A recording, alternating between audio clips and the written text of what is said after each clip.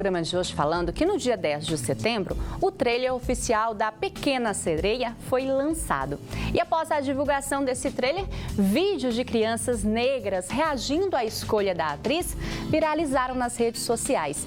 A escolha da atriz negra gerou um sentimento de identificação nas meninas, mas também gerou uma onda de dislikes no YouTube de pessoas que criticaram a escolha da atriz negra para viver a personagem.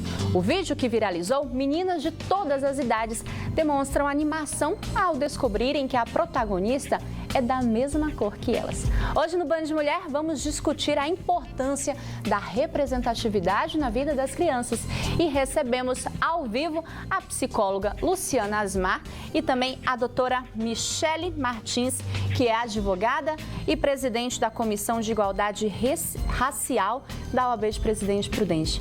Meninas, boa tarde, sejam muito bem-vindas. Boa tarde a todos. Boa tarde a todos. Bom, antes da gente começar o nosso bate-papo, eu vou convidar vocês e, claro, o pessoal de casa também para assistir esse vídeo que viralizou nas redes sociais, inclusive mostrando a reação dessas crianças ao assistirem o trailer da Pequena Sereia. Olha só.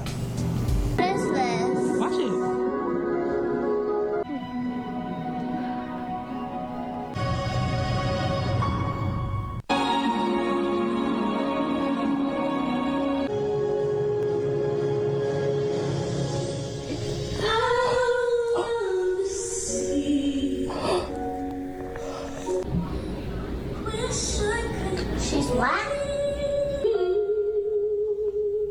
What? She's black! Oh my God. Wish I could be.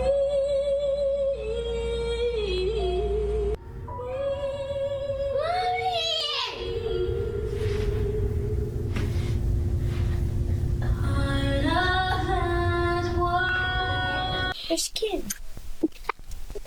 What about her skin? She doesn't like mine. It is. She's brown like me, Mom. What, baby?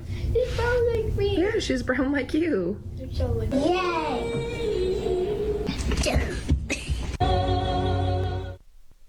Não tem como não se emocionar, né? E que frase impactante! A pele dela é marrom igual à minha. Sim. Bom, Luciana, deixa eu começar com você, porque assim, o filme, o trailer, né, o vídeo ali, por si só, ele já diz muita coisa, né? E a gente falando dessa questão da representatividade. Claro que a gente está hoje aqui trazendo essa questão da pele negra, né? Dessa questão da cor racial, mas a gente sabe que esse mercado ele vem mudando, até porque os padrões, né, não são todos iguais. Todo mundo não é loiro, do olho azul, magrinho, bonitinho, como eram as bonecas, né? Fala um pouquinho sobre a questão da importância dessa representatividade para as crianças. Sim, é importante porque a representatividade ela vai representar, né, a autoestima, ela vai passar uma mensagem que diz assim, você não está sozinho. Principalmente para essas crianças negras, né, que se emocionaram em ver She's Black, né? Ela tem, né, ela é preta como eu. Né? Isso é bonito, porque elas crescem com a autoestima delas já começa a se formar ali mesmo, né?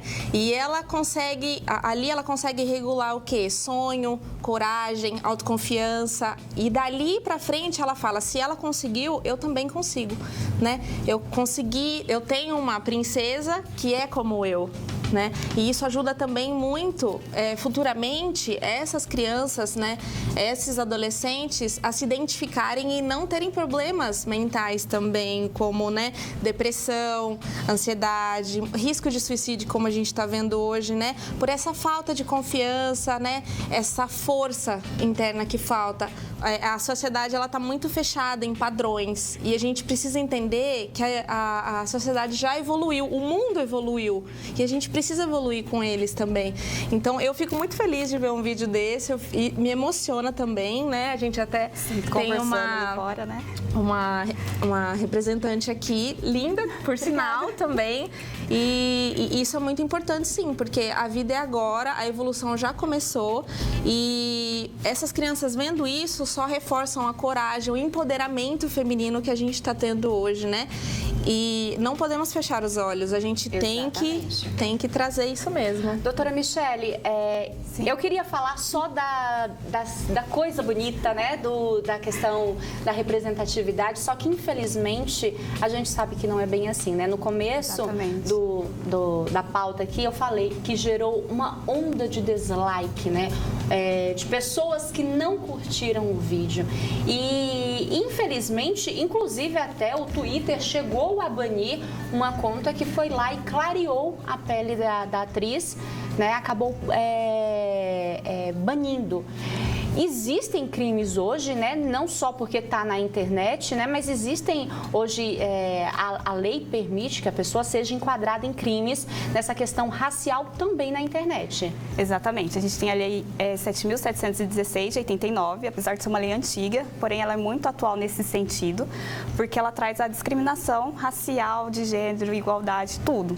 E sexo também, né? Várias outras coisinhas. Então, essa lei, ela possibilita que a pessoa seja penalizada criminalmente, não só criminalmente, né? Porque a pessoa também, ela pode procurar a justiça civil para requerer danos morais e materiais no que sofrer. Então, assim, a gente tem uma lei que é atuante, apesar dela ser um pouco, como pode ser, não ter muita aplicabilidade, ser um pouco fraca em si, mas a gente tem uma lei que criminaliza essas práticas de atos que inferiorizam as pessoas.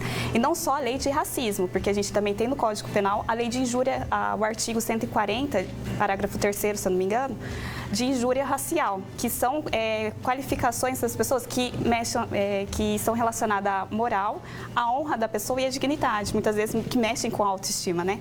Então, a gente tem artigos que penalizam essas condutas e foi muito bem a atitude do Twitter de ter banido essa conta. Espero que tenha responsabilizado o autor também. Sim, justamente até, Lucy, para isso não ocorrer novamente. Sim, e é importante, né, que a pessoa não venha a cometer isso.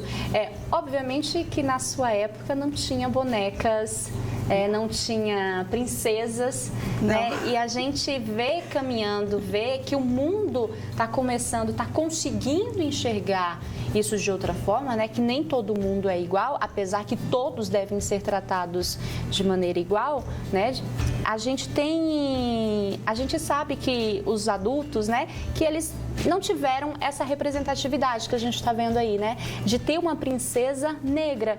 E que é importante isso, não só nessa questão negra, mas ser mestiço, né? Isso. De ser oriental, é importante a gente falar isso, né? Até então, que a princesa negra da Disney, que veio depois de muito tempo, foi depois de 72 anos que a primeira foi criada. Então, olha ao tempo que se levou para ter-se uma princesa negra, que representatividade. E se você olhar na história, pelo menos eu fui conhecer a princesa Diana, né? Pouco tempo, muito pouco tempo, né?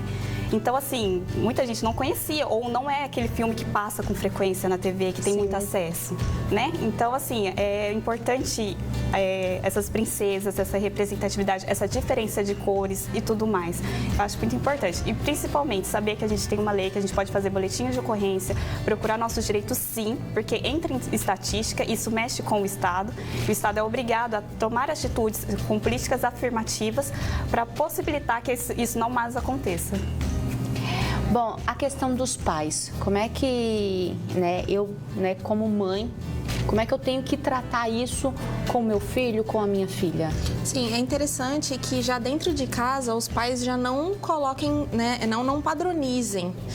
Não sei se vocês já chegaram a ver, né, muitos famosos que não padronizam os filhos, não colocam cores específicas, né, deixam simplesmente a criança ser o que ela quer ser, brincar com o que ela quer brincar, né, vivenciar o que ela tem vontade, porque desde criança, se você for pensar, a gente já limita as crianças, a gente já direciona. Então, é interessante que dentro de casa trabalhe também essa questão da empatia, né?